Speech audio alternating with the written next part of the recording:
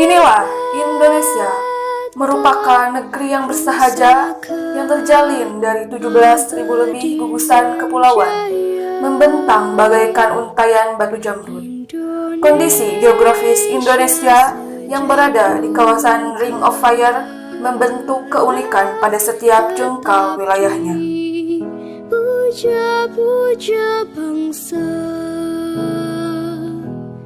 di sana tempat lahir. Lautan lepas, pegunungan yang gagah, hingga hamparan sawah. Inilah Indonesia, rumah bagi 1.300 suku dan etnis bangsa yang menuturkan lebih dari 700 ragam bahasa. Semuanya terbingkai dalam keragaman budaya. Akhir menutup mata. Pulau Sumatera, pulau yang paling barat di Indonesia, memegang teguh budaya nenek moyang bangsa Melayu. Pulau Kalimantan menjadi tempat bernaung suku Dayak, suku terbesar di Kalimantan. Indonesia Pulau Jawa sebagai pusat peradaban Nusantara sejak abad ke-9, melahirkan keanekaragaman budaya yang menyeratkan luhurnya budaya negeri Pertiwi. di sana tempat lahir. Jakarta sebagai ibu kota negara menjadi titik luhur dari seluruh kebudayaan Indonesia. Disinilah semua terpusat, dari mulai akulturasi dan kekentalan budaya jadi semakin terasa. Pulau Bali, pulau para dewata, telah tersohor dengan kearifan lokal masyarakat yang hidup selaras dengan keindahan panorama alam.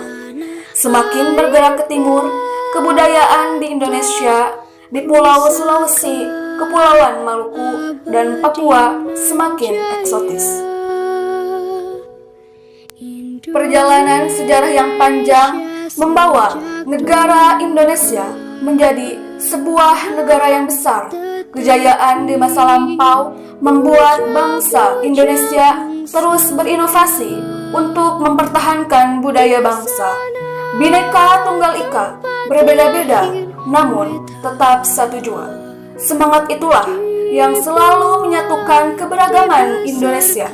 Toleransi tinggi melahirkan rasa gotong royong, cerminan budaya asli Indonesia.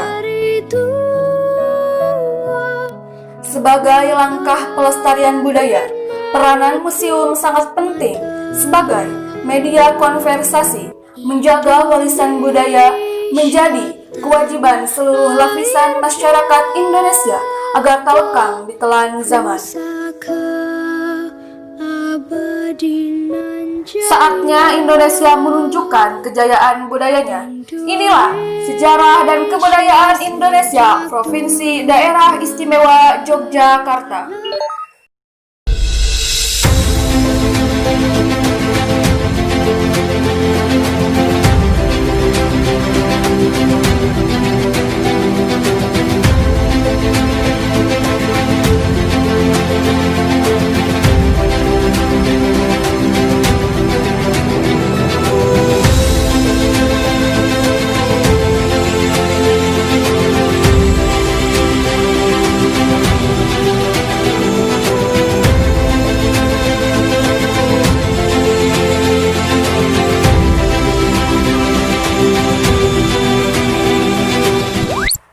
Provinsi Daerah Istimewa Yogyakarta terdiri dari 1 kota dan 4 kabupaten.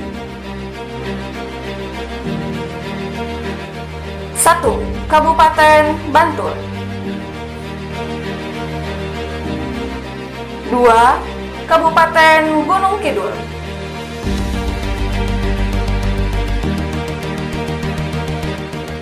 3. Kabupaten Kulon Progo. 4. Kabupaten Sleman.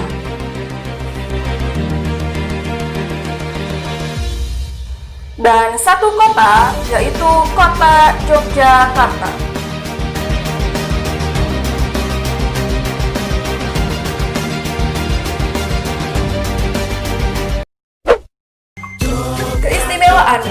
Provinsi Daerah Istimewa Yogyakarta dimulai diberlakukannya sejak tanggal 15 Agustus tahun 1950. Peraturan ini tertuang dalam Undang-Undang Nomor 3 Tahun 1950 yang kemudian diubah menjadi Undang-Undang Nomor 19 Tahun 1950. Isi yang ada dalam peraturan tersebut tidak lain adalah tentang nama keistimewaan Provinsi Daerah Istimewa Yogyakarta. Provinsi Daerah Istimewa Yogyakarta sebagai daerah yang istimewa memiliki beberapa perbedaan dari provinsi daerah lainnya. Hal ini diatur dalam Rancangan Undang-Undang Dasar Keistimewaan Provinsi Daerah Istimewa Yogyakarta yang resmi disahkan oleh Dewan Perwakilan Rakyat pada hari Kamis 30 Agustus 2012 setebal 33 halaman berisi 26 bab dan 51 pasal. Sebagian besar isi Undang-Undang Keistimewaan Provinsi Daerah Istimewa Yogyakarta sama dengan provinsi daerah lainnya. Namun, beberapa hal sedikit berbeda, meliputi tata cara pengisian jabatan, kedudukan tugas, wewenang gubernur serta wakil gubernur, kelembagaan pemerintah Provinsi Daerah Istimewa Yogyakarta, kebudayaan, pertanahan, tata ruang, dan pendanaan.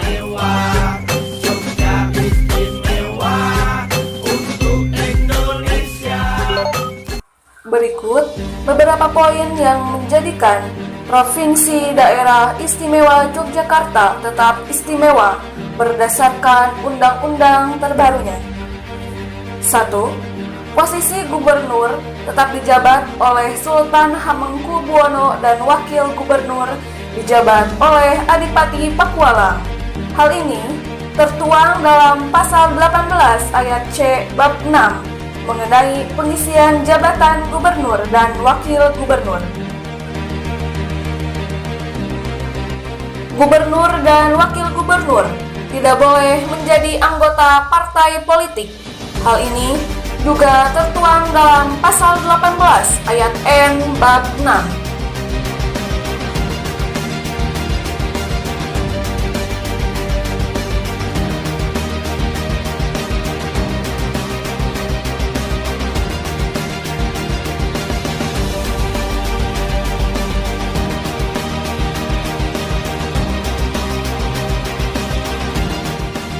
Ketiga, Kesultanan dan Kadipaten sebagai badan hukum yang mempunyai hak milik atas tanah yang meliputi tanah keprabon dan tanah bukan keprabon yang terdapat di seluruh kabupaten atau kota Provinsi Daerah Istimewa Yogyakarta. Soal pertanahan ini tertuang dalam pasal 33 bab 10.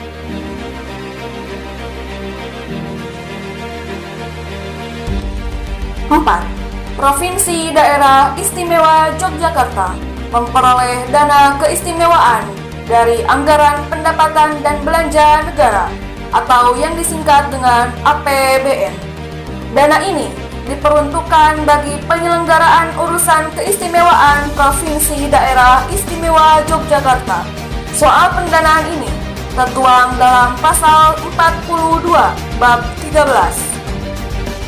Selain hal-hal yang diatur dalam Undang-Undang Dasar, tentunya Provinsi Daerah Istimewa Yogyakarta ini sangatlah istimewa, disebabkan juga lingkungan dan budaya yang masih tetap asli dan dijaga. Mayoritas masyarakat Provinsi Daerah Istimewa Yogyakarta merupakan suku Jawa. Pakaian Provinsi Daerah Istimewa Yogyakarta sering dipakai oleh masyarakat suku Jawa. Pakaian untuk laki-laki terdiri dari beberapa bagian. Di bagian bawah ada khas Jawa yang disebut juga dengan kain jarik. Kain ini mempunyai corak yang khas dan biasanya berwarna coklat. Lalu, di Di bagian tengah laki-laki akan memakai baju berwarna coklat yang disebut dengan surjan. Baju surjan yang paling terkenal adalah motif lurik atau garis-garis. Yang terakhir, di bagian atas laki-laki memakai belangkon atau penutup kepala khas Jawa yang bermotif batik. Pakaian perempuan Provinsi Daerah Istimewa Yogyakarta terdiri dari beberapa bagian, diantaranya yaitu bagian bawah perempuan memakai kain jaring yang sama seperti kain yang dipakai oleh laki-laki. Kain jaring ini bisa dibuat dari bahan sutra, katun, dan juga nilon. Lalu di bagian tengah, perempuan memakai baju kebaya. Kebaya ini bisa dibuat dari kain ludruk atau beludru, sutra, katun, dan lain sebagainya. Aksesorisnya yaitu bros yang dipakai di tengah atas baju kebaya. Di bagian atas, rambut perempuan Provinsi Daerah Istimewa Yogyakarta akan disanggul, lalu dihias dengan tusuk konde yang berwarna emas. Berikut adalah pakaian adat Provinsi Daerah Istimewa Yogyakarta. Selain itu, Provinsi Daerah Istimewa Yogyakarta juga mempunyai ciri khas lainnya, yaitu rumah adat Provinsi Daerah Istimewa Yogyakarta yang bernama Bangsal Kencana. Sekilas, rumah adat ini seperti rumah adat Joglo. Akan tetapi, rumah adat Bangsal Kencana ini lebih luas dan halamannya penuh dengan tanaman. Di Provinsi Daerah Istimewa Yogyakarta juga terdapat lagu daerah, diantaranya yaitu Suwe Ora Jamu, Walang Kekek, Pitik Tuku, dan lain sebagainya.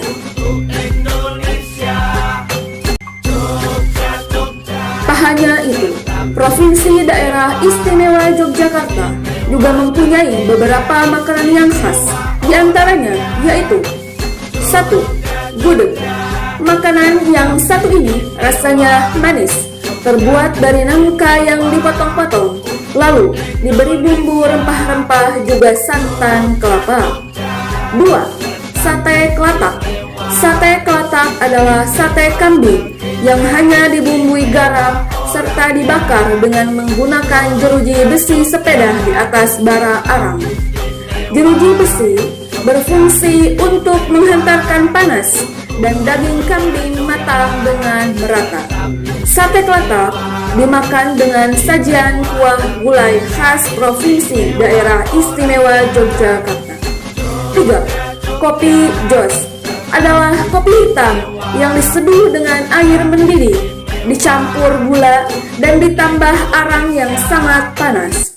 Ketika arang dicelupkan ke dalam kopi, kopi akan terdengar suara yang berbunyi jos. Kopi jos dipercaya untuk menghilangkan sakit perut dan juga mules. Provinsi Daerah Istimewa Yogyakarta adalah salah satu provinsi yang ada di Indonesia yang sangat kental akan unsur adat dan budaya. Upacara adat yang masih begitu kental dilakukan secara turun-temurun. Berikut adalah 5 upacara adat Provinsi Daerah Istimewa Yogyakarta yang masih rutin dilakukan. 1. Upacara Labuhan. Upacara Labuhan merupakan upacara syukur yang dilakukan oleh masyarakat Yogyakarta. Upacara ini lebih ditujukan untuk meminta keselamatan, ketentraman, dan kesejahteraan kepada seluruh masyarakat Provinsi Daerah Istimewa Yogyakarta. 2. Upacara Sekaten. Upacara ini digelar setiap tanggal 5 bulan Maulud Penanggalan Jawa. 3. Grebeg Muludan.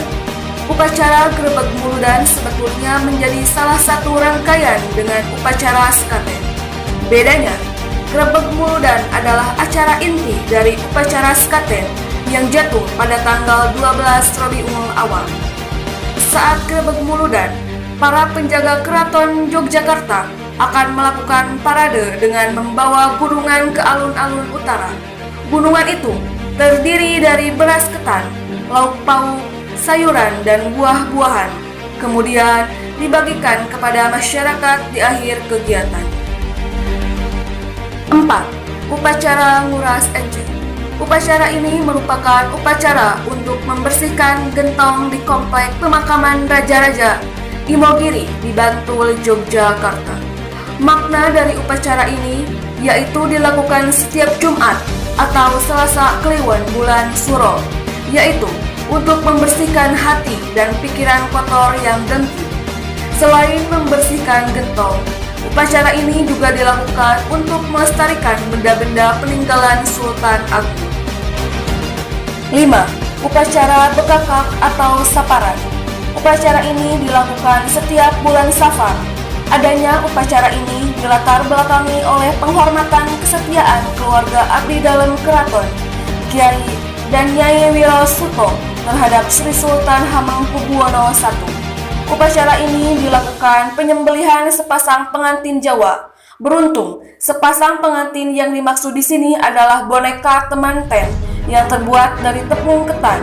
Setiap tahunnya, upacara bekakak ini dilakukan di Desa Ambar Ketawang, Gamping, Sleman, dan Daerah Istimewa Yogyakarta. Sikap siswa sekolah dasar dalam memahami sejarah ada yang suka dan ada yang tidak suka. Artinya, dalam pembelajaran sejarah, keminatan siswa sangat penting. Maka dari itu, guru dalam proses pembelajarannya harus berkontribusi secara baik dan optimal. Seharusnya, guru dalam memberikan pembelajaran sejarah harus berbentuk konkret terlebih dahulu, supaya dapat dimengerti oleh siswa.